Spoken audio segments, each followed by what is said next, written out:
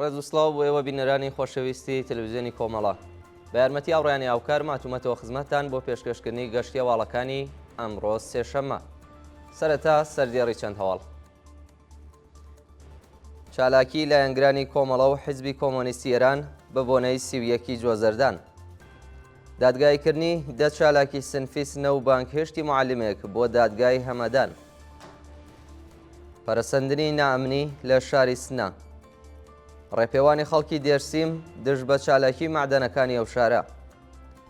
72مین هەفتەی کارزاری سێشەمانەی نابۆ ئێدام لە زیندانەکانی ئێران.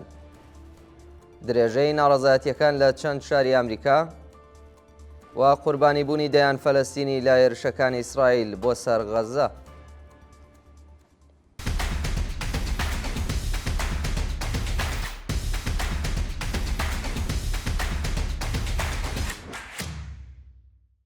چالاکی لایەنگرانی کۆمەڵە و حیزبی کۆمۆنیستی ئێران بە بۆنەی 31 جوازەردان. بەپێی هەواڵی گەیشتوو ڕۆژی دووشەممە 19 جوازەردان کۆمەڵێک لە لایەنگرانی کۆمەڵە و حیزبی کۆمۆنیستی ئێران لە شاری سنە بە بۆنەی 31 جوازەردان ڕۆژی پێشمەرگەی کۆمەڵات چالاکیان ئەنجامدا. بە پێی دیمەنانەی بەدەستمان گەیشتووە لایەنگرانی کۆمەڵە و حیزبی کۆمۆنیستی ئێران لە سەروبەندی ڕۆژی پێشمەرگەی کۆمەڵە دیوارەکانی شاری سنەیان بە دروشمەکانی بژی کۆمەڵە، بژی حیزبی کۆمۆنیستی ئێران و بژی هێزی پێشمەرگەی کۆمەڵە نەخشاندووە.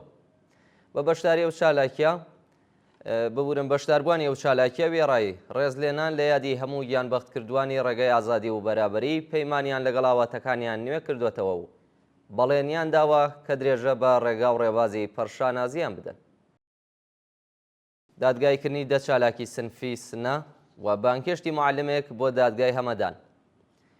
ڕۆژی دووشەممە 19 جوازەردان جەلسەی دادگایکردنی 10 چالاکی سنفی فەرەنگیانی شاری سنە لە لقی 109 دادگای تاوانەکانی ئەو شارە بەڕێوە چووە. هاوکات لە شاری هەمەدان معلمێکی ئەو شارە بە ناوی ئیرەج ئەنساری بۆ لقی 10 دادگای گشتی و ئینقلابی ئەو شارە بانکهێشت کراوە. بە پێی زانیاریەکان پێشتر 15 چالاکی فەرهەنگیانی سنە بۆ دادگای ئەو شارە بانکهێشت کرابوون. ڕۆژی ڕابردوو جەلسەی دادگایکردنی 10 چالاکی سنفی بە ناوەکانی محەممەد ڕەزا مورادی، موختار ئەسەدی، سەید غیاس نعمەتی، مەجید کەریمی، سەلاح حاجی میرزایی، شەهریار نادری، ئارام ئیبراهیمی، سادق کەنعانی و بێهزاد قەوامی کە بە تۆمەتی چالاکی تەبلیغی دژ بە نظام بەڕێوە چووە و ناوبراوان لە بەرامبەر ئەو نادادپەروەریەدا بەرگریان لە خۆیان کردو. هاوکات لە شاری هەمەدان ئیرەج ئەنساری چالاکی سنفی فەرەنگیانی ئەو شارە بە تۆمەتەکانی تەبلیغ دژی نظام و بێڕێزی بەڕێبەری بۆ لقی 10 دادگای گشتی و ئینقلابی هەمەدان بانکهێشت کراوە. ناوبراوە بێ لە 5 ڕۆژی داهاتوودا خۆی بەو ناوەندە قەزایە بناسێنێت و وەڵامی پرسیارەکان بداتەوە. بەڕێوەچوونی جەلسەی دادگایکردنی کامران ساختمانگەر لە شاری سنە.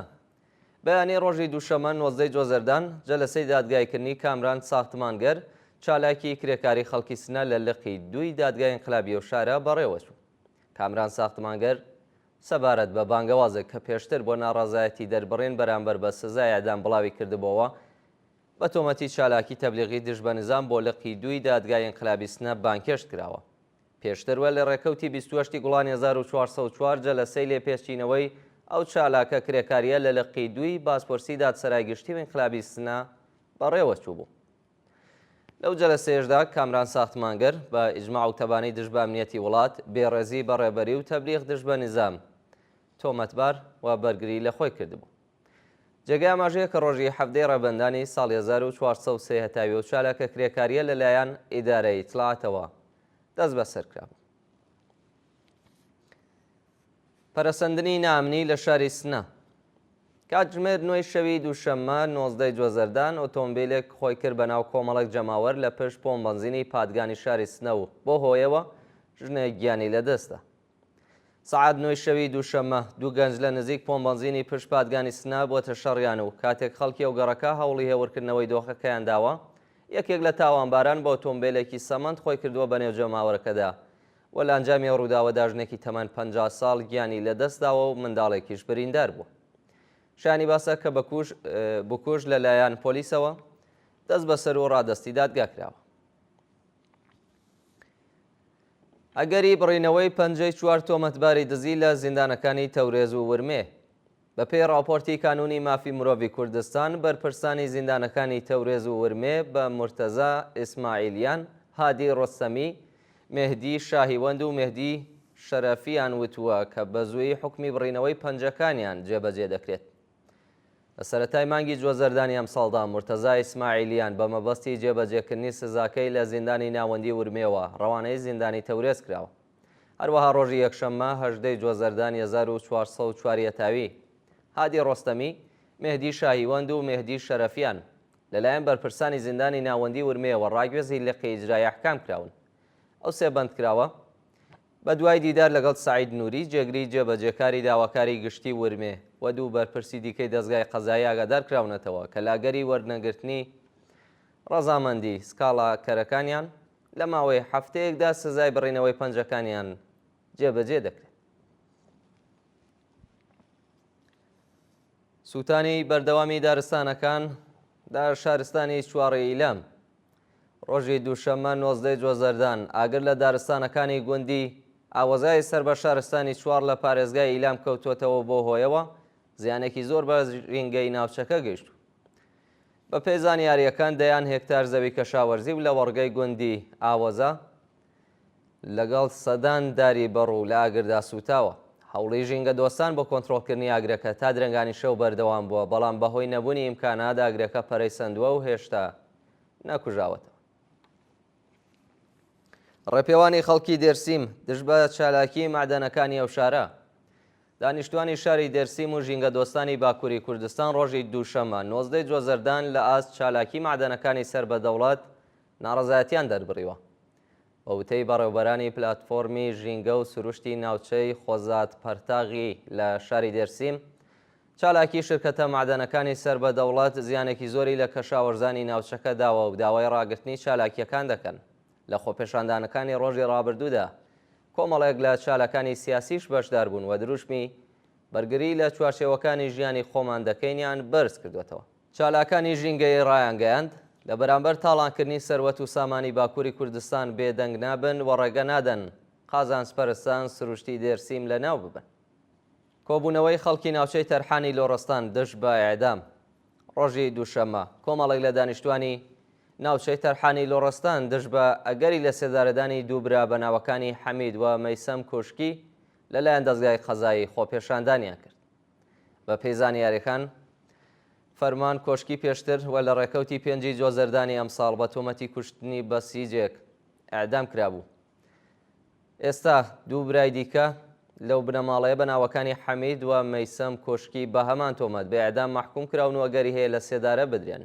خەڵکی ناوچەی تەرحان ڕۆژی یەکشەممە لە بەردەم دادگستەری لۆڕستان کۆبوونەتەوە و ڕایانگەیاندووە بنەماڵەی کوشکی تەنیا خوشکێکیان هەیە کە ناتوانێت بە دوواداچوون بۆ دۆسیەی براکانی بکات وەگەرە دوو کەسە لە سێدارە بدرێن خوشکەکەیان بێسەرپەرست دەبێت. ڕۆژی دووشەممە ژمارەیەک لە خەڵکی تەرحان خۆیان گەیاندە تاران و لە بەردەم دادستانی کولدا کۆبوونەوە و خوازیاری هەڵوەشانەوەی سزای سێدارە بوون.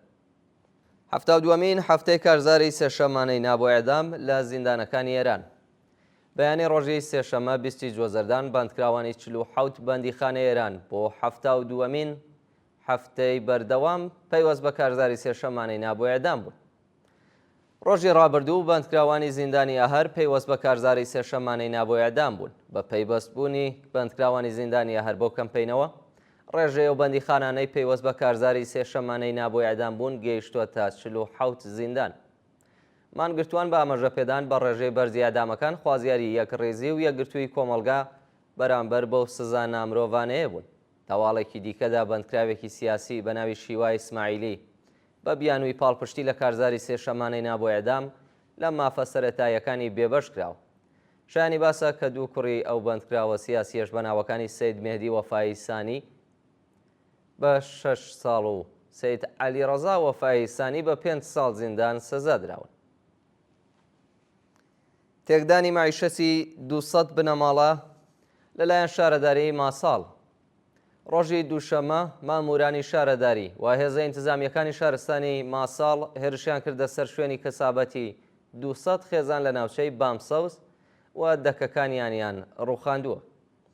ڕوخاندنی دەکەی و 200 خێزانە لە حاڵێکدا کە پێشتر سەرۆکی بازرسی ئۆستانی گیلان و فەرمانداری بەڵێنی پێدانی مۆڵەتی مانەوەیان پێدابوون. ڕۆژێ ڕابردوو مامورانی شارەوانی و هێزە ئینتیزامیەکانی شارستانی ماساڵ بە پێچەوانەی بڕیاری فەرمانداری هێرشیان کردە سەر شوێنی کەسابەتی و 200 خێزانە و دەکەکانیان ڕوخاندووە. یان لە دەستان و برینداربوونی 8 کرێکار لە کارخانەی فولادی نەتەنز. ڕۆژی دووشەمە 19 جۆزەردان تەقینەوە لە کارخانەی فولادی خالید ئابادی نەتەنز ڕوویدا و بۆ هۆیەوە کرێکارێک گیانی لەدەستا و 7 کەس بریندار بوون. بە پێی راپۆرتی میدیاکانی ئێران تانکەرێکی گاز لە کارخانەی فولادی خالید ئابادی نەتەنز تەقیوەتەوە و لە ئەنجامی ئەو ڕووداوەدا کرێکارێکی ئەفغانستانی گیانی بەخت کردووە و 7 کرێکاری دیکەش بە سەختی بریندار و ڕەوانەی ناوەندە دەرمانیەکان کراون. لە سێدارەدانی 6 بەندکراو لە 4 زیندانی ئێران. لە ڕۆژانی ڕابردوودا حکمی ئەعدامی 6 بەندکراو بە تۆمەتەکانی پەیوەندیدار بە مادەی هۆشبەر و کوشتنی بانقەز لە زیندانەکانی زاهدان، کەرەج، ئیرانشار و قاەن جێبەجێ کراوە. بە پێی راپۆرتی کانونی مافی مرۆڤی ئێران 4 بەندکراو بە ناوەکانی حەمزە یاری، کەریم هیمەتی، سامان خوڕەمی و ڕەحیم کەریمی بە تۆمەتی پەیوەندیدار بە مادەی هۆشبەر لە زیندانەکانی کەرەج و قاەن ئیعدام کراون. هاوکات سزای سێدارەی 2 بەندکراو بە ناوەکانی عەبدولباسط شەهدادزەهی و عەبدولسەمەد بەراهووی بە تۆمەتی کوشتنی بانقەست لە زیندانەکانی زاهدان و ئێرانشار جێبەجێ کراوە. درێژەی ناڕەزایەتیەکان لە چەند شاری ئەمریکا. ڕۆژی دووشەمە 19 جۆزەردان ناڕەزایەتیەکانی خەڵکی ئەمریکا دژ بە سیاسەتەکانی دۆناڵد ترامپ بۆ چەند شاری دیکەی وڵاتە لەوانە هیۆستۆن، فیلادلفیا، بۆستۆن، نیویۆرک و تێمپا پەرەی سەند و بەدەیان کەس دەست بەسەر کراون. ڕۆژی ڕابردوو چوارەمین ڕۆژی بەردەوام خەڵکی لاتینتەباری لۆس ئانجلس دژ بە سیاسەتەکانی ترامپ لە بواری کۆچبەریدا ڕژانوەتە سەر شەقام و لەگەڵ هێزەکانی پۆلیس و گاردی نیشتیمانی بە شەڕاتون. لە تێکەڵچوونەکانی ڕۆژی ڕابردوودا بەدەیان شارۆمەندی دیکە دەست بەسەر و چەندین کەس بریندار بوون. هەروەها لە شاری نیویۆرک، هیۆستۆن، فیلادلفیا، بۆستۆن و تێمپا بەدەیان شارۆمەندی ناڕازی لەلایەن پۆلیسەوە دەست بەسەر و ڕەوانەی زیندان کراون. و دوایین هەواڵمان سەبارەتە بە قوربانیبوونی دەیان فەلەستینی لە هێرشەکانی ئیسرائیل بۆ سەر غەزە. ڕۆژی دووشەممە لە ئاکامی هێرشەکانی ئیسرائیل بۆ سەر چەند ناوچە لە کەرتی غەزە بەلانی کەم 19 فەلەستینی گیانیان لەدەستدا و 31 کەس بریندار بوون. بە پێی راپۆرتی ئەلعەرەبیە فڕۆکەکانی ئیسرائیل گەڕەکەکانی شوجاعیە، جەبالیە و زەیتونیان بە چڕی بەردومان کردووە و لە ئەنجامی ئەو هێرشانەدا 19 کەس گیانیان لەدەستداوە و 30 کەسیش بریندار بوون. شایانی باسەکە لە سەرەتای دەستپێکی شەڕی غەزەوە تا بە ئەمڕۆ 181,000 فەلەستینی کوژرا و بریندار بوون و زیاتر لە 11,000 کەس بێسەر و شوێن و چارە نووسیان نادیارە. بەڵێ بینەرانی خۆشەویست گەشتی هەواڵەکانی ئەمڕۆتان پێشکەش کرا. کات و ساتێکی خۆش بۆ هەموو لایەکە.